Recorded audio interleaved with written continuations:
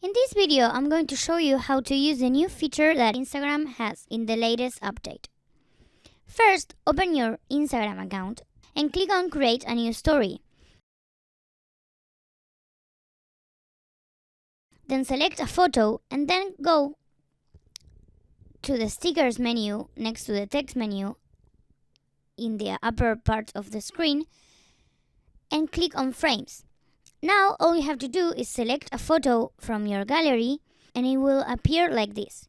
You can even add some captions on it.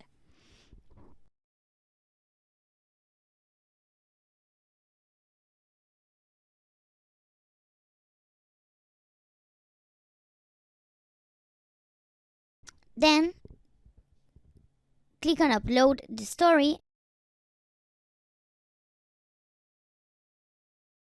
and as you can see, you have already posted a story with a frame on it.